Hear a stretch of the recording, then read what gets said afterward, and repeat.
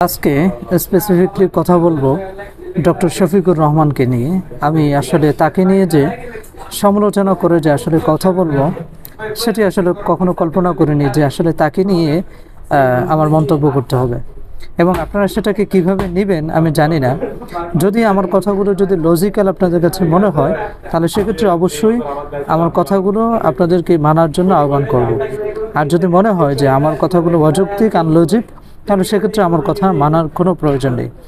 আমি প্রথমত যে বিষয়টি নিয়ে কথা বলবো সেটি হচ্ছে যে সম্প্রতি ডক্টর শফিকুর রহমান তিনি টাইমস অফ ইন্ডিয়ার মহুয়া চ্যাটার্জি নামে একজন সাংবাদিকের কাছে একটা সাক্ষাৎ দিয়েছেন, এবং সেখানে তিনি বলেছেন যে জামাত আসলে কখনো ভারত বিরোধী ছিল না। এই বক্তব্যটি তিনি সেখানে দিয়েছেন। এখন আসলে এই কথার সাথে আমরা যদি তার এখনকার কিছু কথা বা কিছু বক্তব্য আমরা শুনি, তাহলে তার কথার সাথে বাংলাদেশের কিছু সুশীল আছে তাদের কথা মিলে যায়।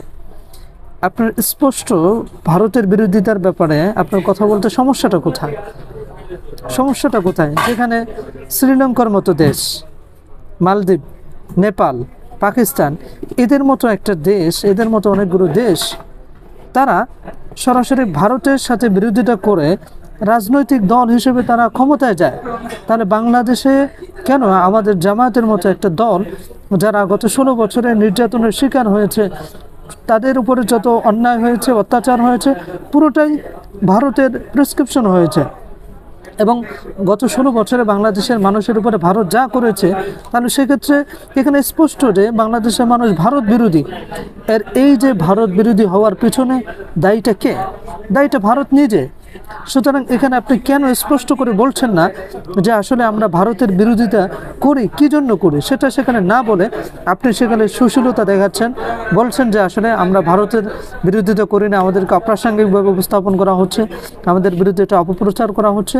আপনাদের যদি উদ্দেশ্য হয় যে বাংলাদেশের মানুষের ম্যান্ডেট নিয়ে ক্ষমতায় যাওয়া, ভারতের ম্যান্ডেট না নিয়ে ক্ষমতায় যাওয়া, তাহলে সেক্ষেত্রে বাংলাদেশের মানুষ যেটা চায়, বাংলাদেশের মানুষের যে প্রত্যাশা, সেটার কথা তুলে ধরতে আপনাদের সমস্যাটা কোথায়?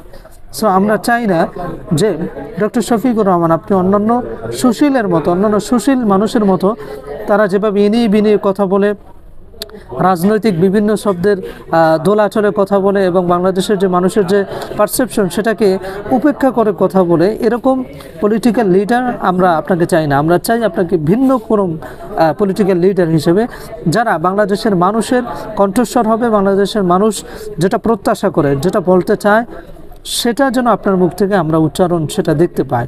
সো এই হিসেবে কিন্তু আপনাকে আমরা রেসপেক্ট করি।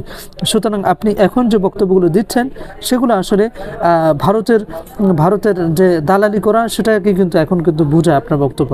এবং দুঃখজনকভাবে গতকালকে আপনি ধানমন্ডি 32-এ যখন ভাঙা হচ্ছে, ফ্যাসিস্টের যে আস্তানা, ফ্যাসিস্টের যে বাসস্থান, যে তীর্থভূমি আওয়ামী লীগের, সেটা যখন ভাঙা হচ্ছে, আপনি স্ট্যাটাস দিয়েছেন যে বাংলাদেশের মানুষকে দায়িত্বশীল আচরণ করতে হবে, এবং আপনি বলেছেন যে শেখ হাসিনা তিনি পালিয়ে যাওয়ার পেছনে তার মূল কারণ ছিল কি?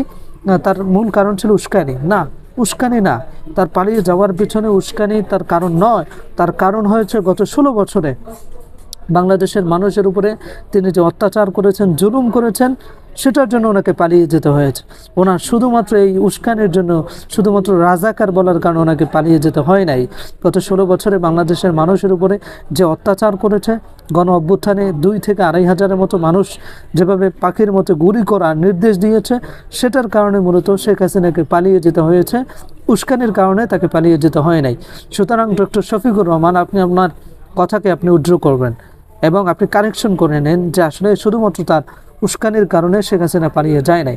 গত 16 বছরে বাংলাদেশের মানুষের উপর যে অত্যাচার করেছে, যে জুলুম করেছে, আলেমদেরকে যেভাবে জেলে ঢুকিয়েছে, ভারতের রয়ের এজেন্টের মাধ্যমে বাংলাদেশের মানুষকে যেভাবে হয়রানি করেছে, সেটার বদৌলতে শেখ হাসিনা এই 5ই আগস্টে পালিয়ে যেতে বাধ্য হয়েছে। সুতরাং আপনি এখানে বলবেন যে শুধুমাত্র তার উস্কানি দায়ী ছিল তার পালিয়ে যাওয়ার পিছনে, এটা দ্যাট ইজ রং। সো সেটাকে আপনার কারেকশন করতে হবে। সো সর্বশেষ বলবো যে ডক্টর শফিকুর রহমান আপনাকে বাংলাদেশের মানুষ ভালোবাসে এবং আপনাকে ভিন্নভাবে মানুষ দেখতে চায়। সুতরাং এমন কোনো বক্তব্য দিবেন না বা এমন কোনো কার্যক্রম করবেন না যেটা বাংলাদেশের মানুষের হৃদয়ে আঘাত করে।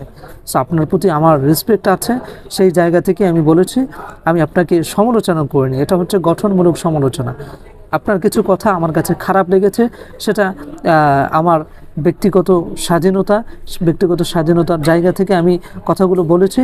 আমি মনে করি যে ডক্টর শফিকুর রহমান তিনি বাংলাদেশের মানুষের কণ্ঠস্বর হয়ে কথা বলবেন। So okay, that's it. Thanks for watching this video and see you in the next video. Allah Hafiz.